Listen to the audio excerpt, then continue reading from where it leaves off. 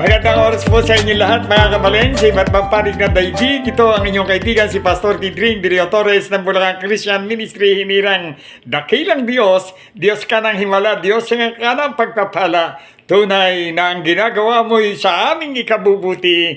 In Jesus' name, hallelujah, purihin ang Diyos, hallelujah. Sinasabi po sa lahat ng bagay ay napangyayari ng Diyos sa ikabubuti mo. Kaya po ang title, sa ikabubuti. Opo, sa ikabubuti. Purihin ang Diyos. Sinasabi po sa Roma 8:28, at nalalaman natin na ang lahat ng mga bagay ay nagkakalakip at gumagawa sa ikabubuti ng mga nagsisiibig sa Diyos. Paano mong masasabing iniibig mo ang Diyos? Madaling sabihin, iniibig ko ang Diyos, inaakap ko pa nga langit, nakikipagbuno ako sa pananalangin. Tama po yun.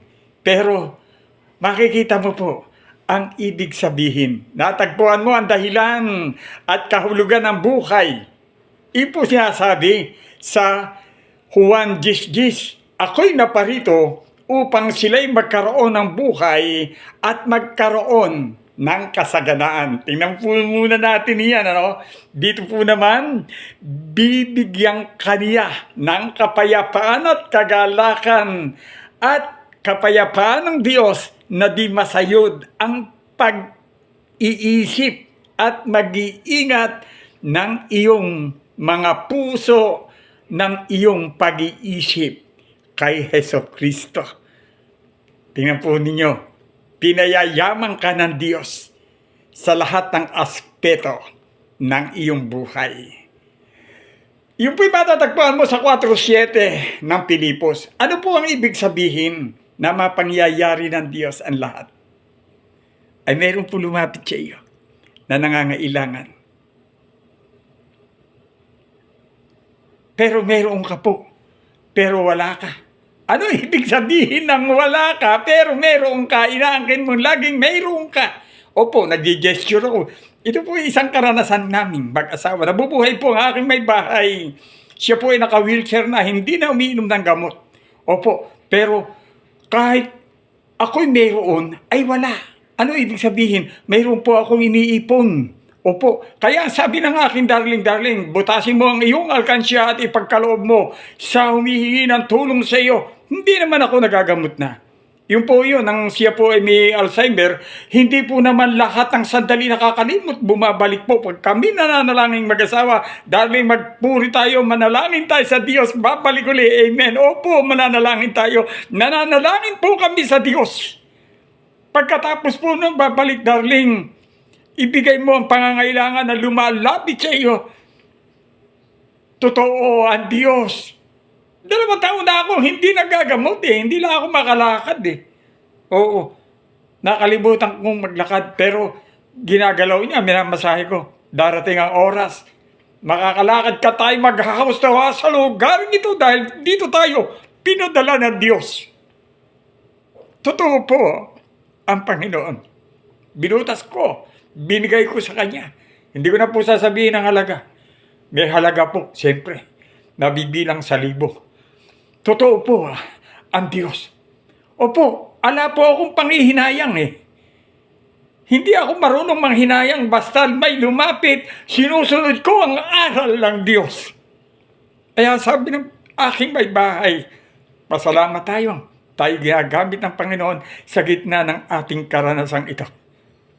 Totoo po ang Diyos. Kaya mga kapatid, pagsubakita natin. Kaya nga sinasabi ng Panginoon at nalalaman natin na ang lahat ng mga bagay ay nagkakalakip-lakip sa gumagawa sa ikabubuti ng nagsisiibig sa Diyos. Sabi mo, iniibig mo ang Diyos, papanalangin kita, amen, magkakaroon ka ng panggamot mo. Hindi totoo yun, mayroon ka nang ibibigay, ba't papanalangin mo pa? Tapos pinagpala ka ng Panginoon, pinagpala nga ba? Samantalang nasa ina, may ibibigay ka, bubutasin mo lang, masakit na butasin ang alkansya, ibibigay mo pambili ng gamot ng iyong humihingi sa iyo. Amen po ba? Totoo po ang Diyos. Pag nagtotoo ka, tututuhanin ko higit doon darating sa iyo. Kaya po mga bagay na dumarating sa akin ay hindi paniwalaan ng mga kasama kong pastor kasi sila nangihingi sa mga politiko na mga buhaya. Sila buhaya rin sila. Opo, masakit yan. Pero pagka ang gamot ay tinanggap mo, hahapi ang iyong laman, gagaling ka pati peklat, mawawala. Sino magsasabi sa inyo niyan? Kundi ang inyong kapatid na totoong matapang maghayag ng banal na ebanghelyo na wala siyang kinatatakutan kundi ang Diyos na banal. Totoo po ang Diyos. Pagka may dignidad ka, matapang kang maghayag ng salita ng Diyos na wala kang inaasahan, hindi ka namimera, wala kang tinatawag na ano pa mang anomalya. Totoo ang Diyos. Pati ang iyong pamilya ipoproteksyonan ng Panginoon, maging kaapu-apuhan mo, iingatan maging manugang mo, saan man silang panig ng daigdig pumunta, nandoon ang Diyos na nagpapala sa kanila. Purihin po ang Diyos. Amen. Papuri ay sa Diyos. Amen. Hallelujah. Siya'y kabubuti ng bawat isa sa atin. Yung po ang title. Amen.